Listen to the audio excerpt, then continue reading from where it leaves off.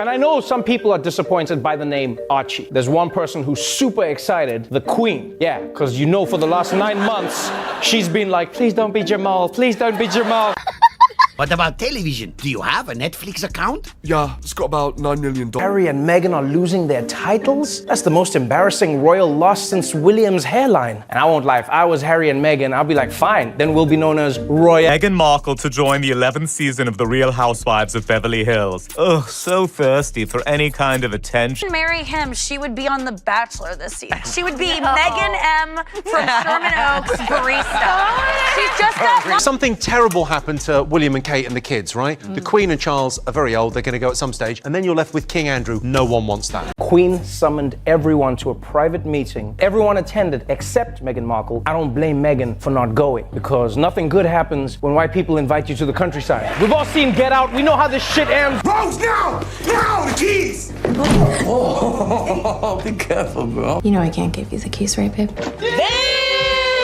Meghan Markle is on the American program Suits. Yes, Wednesdays, 8 p.m, USA Network. Check it out. The only difference between that show and this is people watch this one. Generously offered to keep the wax figures of Harry and Meghan safe. Yeah, that's correct. I would just like to say that I'm definitely not using the wax figures for sex stuff. What did he say? I don't know how to break this stew, H. But if you weren't in the royal family, M wouldn't be with you. I'm so busy and happy. I'm glad we didn't make it, Harry. I don't want to be a duchess and live in a huge house for free. When Trevor Noah took aim at Meghan and Harry, it felt different from the usual late-night jabs. His commentary was sharp, insightful, and delivered from a unique global perspective that cut far deeper than a simple punchline. It wasn't merely comedy, it was a cross-examination. To understand how the Sussexes became a worldwide punchline, we need to examine 3 stages of the comedic takedown.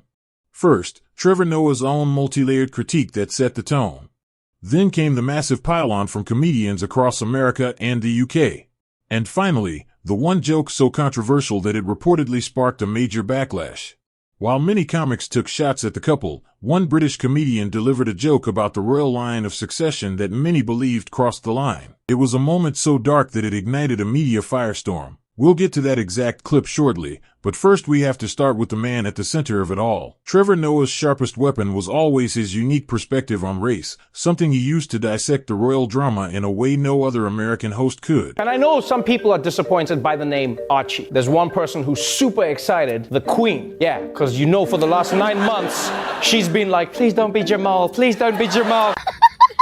But Noah didn't just joke about race. He directly called out the coded language he believed others were using, brilliantly exposing the underlying subtext surrounding Meghan and the broader conversation about her. She comes from an unconventional family.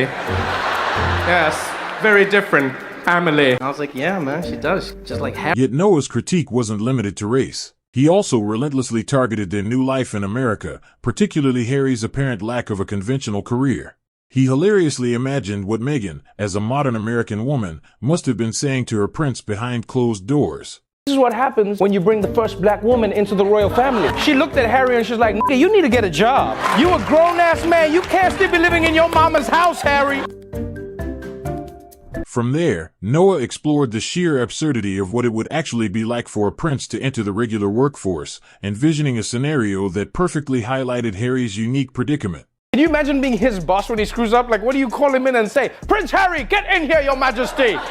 You blew the Henderson account, my... This idea of Harry hustling for work wasn't merely hypothetical. Noah seized on the real-life story of Harry pitching Meghan for voiceover work at a movie premiere, framing it as evidence of just how far the monarchy had fallen. Back in the day, it used to be like, if you marry my daughter, I'll give you Burgundy. Now it's like, my wife actually does a pretty good Timon. You should hear her. Come on, baby, do the thing. Hakuna Matata, do the... This ongoing mockery of their work and status eventually led Noah to the ultimate question: what does it even mean to be a royal anymore? He joked that losing their titles wasn't even the most embarrassing royal loss he could think of. Harry and Meghan are losing their titles.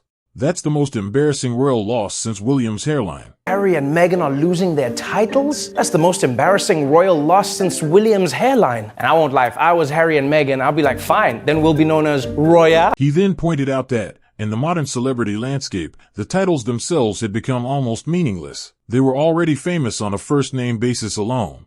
It's not like Harry and Meghan need those titles for us to know who they are. No one here has names like Harry and Meghan and they're like, which Harry and Meghan? The ones from Nashville? Is that them? But even with their fame secure, Noah looked toward the future and found one final hilarious consequence of their choices, imagining the kind of life that might await their son, Archie. Meghan and Harry's son Archie, he's gonna grow up and be like, let me get this straight. We used to be in the royal family? Like I could have been a king and now I'm working at Burger King? Is that what you're saying? Noah had laid out the case against them from virtually every angle. Soon, the rest of the American comedy world joined the pylon, and that wave of mockery quickly evolved beyond simple jokes into full-blown sketches and bizarre rants. The ridicule even became surreal, beginning with Conan O'Brien.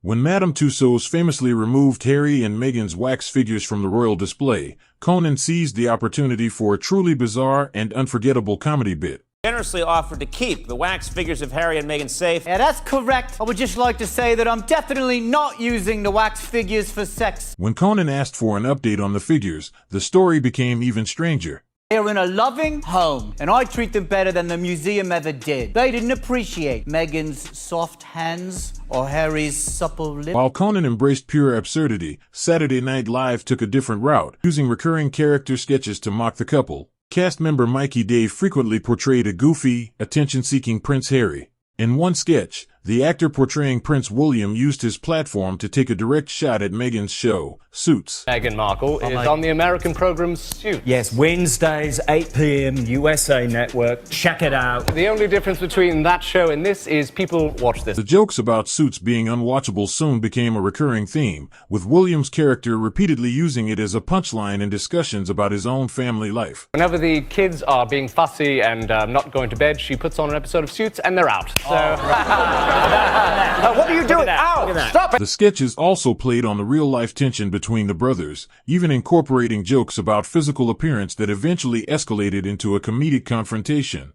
Buckingham Palace does not comment on political matters. Thank you and goodbye. Thank you and goodbye, said Williams here. Yes. The mockery extended even to Harry's past relationships.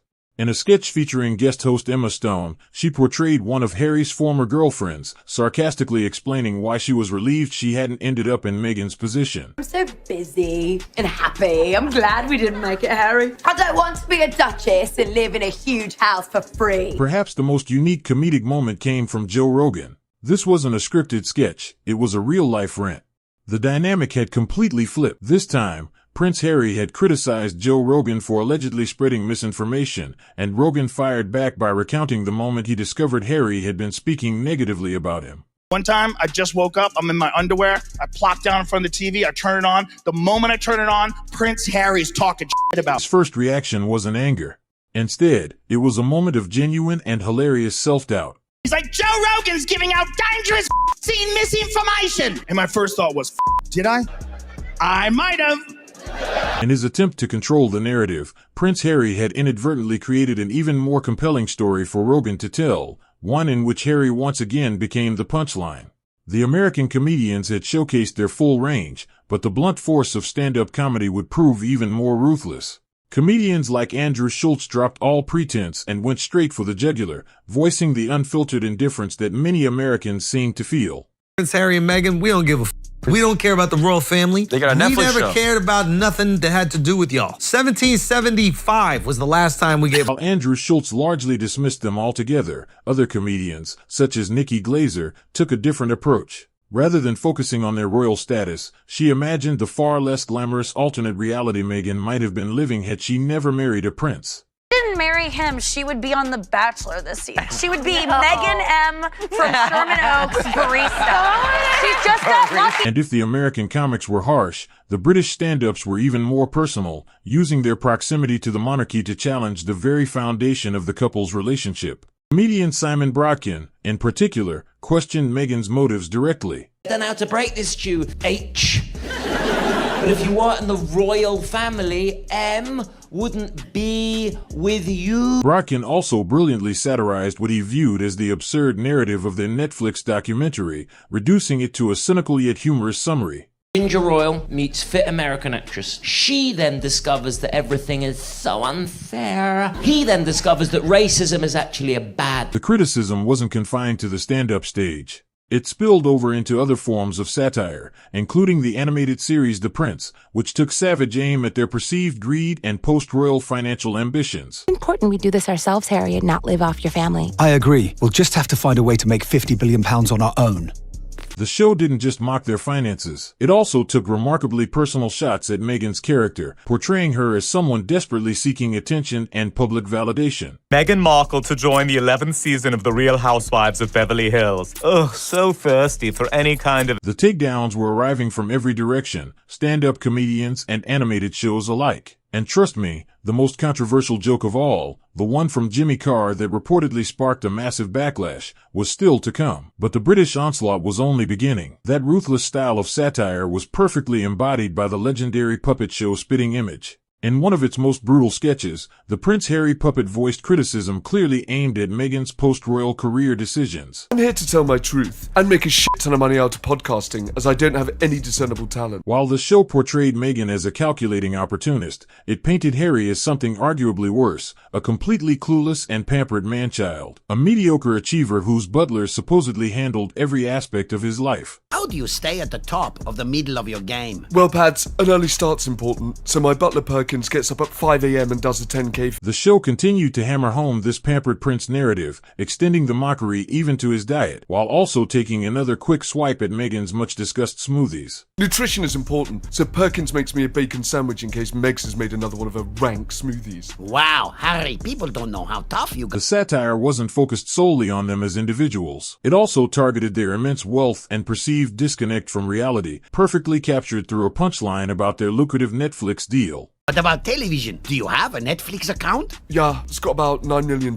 This kind of ruthless mockery wasn't limited to puppet shows. Raw frustration became a recurring theme among celebrities as well, including Kelly Osbourne, who launched a furious, profanity-laced tirade aimed directly at Harry. Complaining, I'm the only one that's ever had mental problems. Like, my life was so hard. Everybody's life is hard. That anger demonstrated just how personal the criticism had become. But it was comedian Jimmy Carr who delivered the joke that many believed crossed the line from personal criticism into dangerously irresponsible territory. He took one of the public's deepest fears regarding the consequences of Harry's departure and weaponized it for comedy. The joke sparked a major firestorm online because it referenced the one person many Britons never wanted to see near the throne, especially after his connection to that infamous island became public. For many, this was the punchline that truly crossed the line. Something terrible happened to William and Kate and the kids, right? The Queen and Charles are very old, they're going to go at some stage, and then you're left with King Andrew. No one wants that. With the comedic assault reaching its most controversial peak, the obvious question became, where was all this material coming from? As many observers saw it, the answer was simple: the Sussexes themselves. A perfect example emerged from the bizarre controversy surrounding a single awkward moment in Meghan's own Netflix series. I don't think anyone in the world knows that Meghan Markle has eaten Jack in the Box. The incident even caught the attention of celebrities such as Amy Schumer, who couldn't resist taking a subtle swipe of her own. It's funny, too, that you keep saying Meghan Markle. You know I'm Sussex. Schumer's understated jab sent followers scrambling for the source, a clip in which Meghan appeared to awkwardly correct actress Mindy Kaling for using her maiden name. Once the original moment went viral, it inspired thousands of fan-made parodies, with creators mocking the Duchess's apparent insistence on her title in increasingly brutal and creative ways. But why don't we have to call Kate Middleton Kate of Wales? Okay, Hilaria, out. Those parodies quickly evolved beyond the initial incident, using it as a launching pad to criticize other aspects of her public image, including claims about close, seemingly one-sided friendships with various A-list celebrities. My name is Megan Sussex now. Call me Meghan Markle one more time, Mindy Kaling. This wave of fan-driven mockery soon expanded to target her entire carefully curated lifestyle brand. Creators began producing parodies that perfectly reflected a common criticism of her cooking show, that it emphasized style over substance. Mindy and I are such great friends, like besties. Like, I love her. Like, she doesn't know my name, but we're best friends. The satire ultimately culminated in a cutting critique of her perceived disconnect from the lives of ordinary people, highlighting the irony of offering lifestyle advice from a position of extraordinary privilege. Best way to have a snack is to take the snack out of one bag, move them into another bag, and then label this new bag.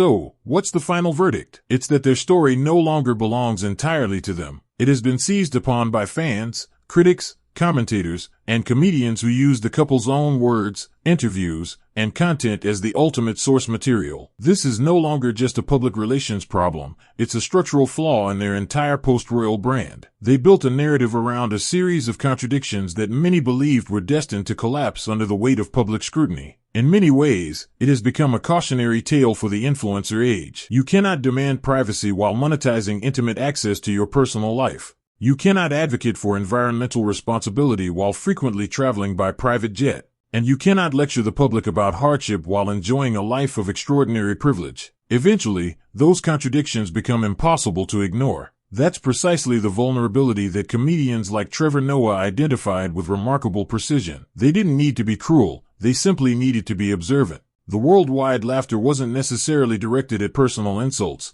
but at what many perceived as the exposure of uncomfortable truths that the Sussexes themselves seemed unwilling to acknowledge. The punchlines didn't create the problem, they merely highlighted it, and once that perception takes hold, it becomes incredibly difficult to reverse. When the world begins to see you as a punchline, every attempt to regain seriousness risks becoming part of the joke itself, which leaves only one question about their future. The bombshell Oprah interview was supposed to be the final word. Then the Netflix documentary was meant to set the record straight. Then Harry's memoir, Spare, was intended to present his definitive truth. Yet each of these multi-million-dollar projects, designed to secure and strengthen their narrative, appeared to produce the opposite effect. They became material for reaction channels, fuel for comedians, and ammunition for critics, further trapping the couple with every new revelation. With many of their primary narrative tools now exhausted and their credibility, in the eyes of some observers, potentially damaged, what comes next? Is it still possible for them to construct a new narrative from the remains of the old one? Or are they permanently destined to play the leading roles in a global comedy they never intended to star in?